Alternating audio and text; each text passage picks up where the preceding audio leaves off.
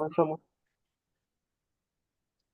Buenas noches, Miss. El día de hoy nos ha tocado hablar sobre los cambios políticos, sociales y económicos comprendidos entre el año 1930 a 1990, tocando uno de los temas más importantes que es la reforma agraria en el Perú.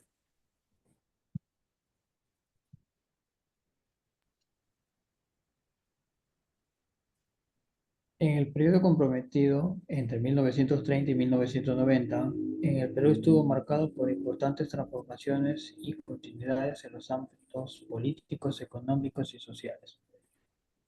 Estos años fueron clave para la constitución del Perú moderno, influenciando tanto su estructura institucional como las dinámicas sociales, económicas que perduran hasta hoy.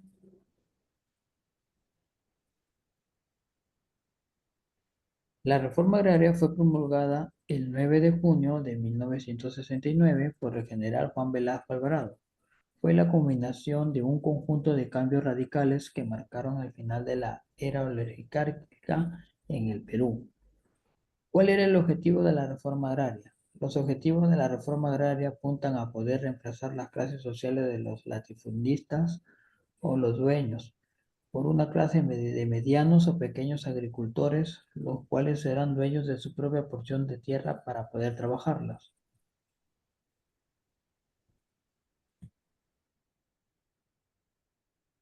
Aspectos políticos. El gobierno de Juan Velasco Alvarado, conocido también como Velascato o primera fase del gobierno de las Fuerzas Armadas del Perú, fue una dictadura militar que se inició el 3 de octubre de 1968, con un golpe de Estado institucional y terminó el 29 de agosto en 1975, con el Tacnazo, golpe militar realizado por Francisco Velasco.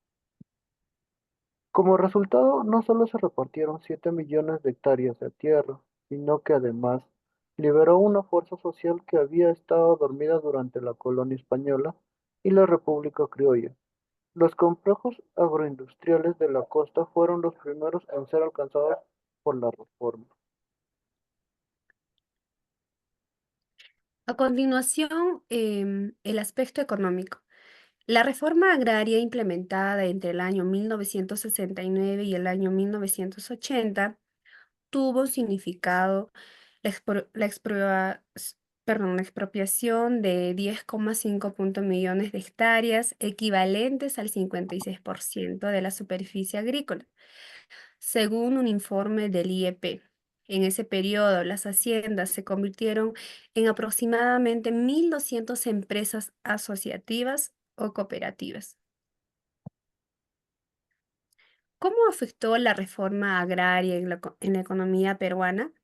La reforma agraria implementada entre el año 1969 y 1980 significó un retroceso para el sector agropecuario peruano, ya que convirtió el 56% de las haciendas en empresas asociativas y cooperativas que fracasaron rápidamente.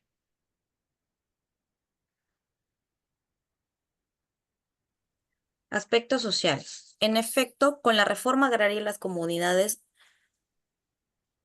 no solo fueron reconocidas, sino que se les atribuyeron títulos de propiedad.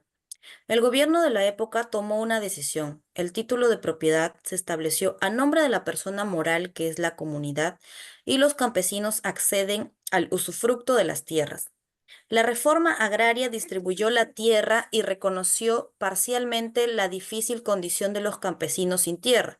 La industrialización mediante la sustitución de importaciones, el ICI, favoreció más el sector de manufacturas y a los habitantes urbanos y descuidó el sector rural. Por último, tenemos las conclusiones. En resumen, desde el punto de vista político, la reforma agraria fue beneficiosa en cuanto a la redistribución del poder en el campo. Fue un intento ambicioso por abordar problemas históricos relacionados con la tenencia de la tierra y promover el desarrollo rural. La implementación de la reforma agraria en el Perú a lo largo de la historia ha dejado claras lecciones sobre los desafíos y consecuencias de las intervenciones estatales en el sector agrícola. Por último, la reforma agraria puede considerarse beneficiosa en ciertos contextos, porque buscó reducir la concentración de tierras y mejorar la distribución de recursos. Esto permitió a pequeños agricultores acceder a tierras que antes estaban en manos de grandes terratenientes, lo que en teoría podía aumentar la producción agrícola y mejorar la seguridad alimentaria en el país. Gracias.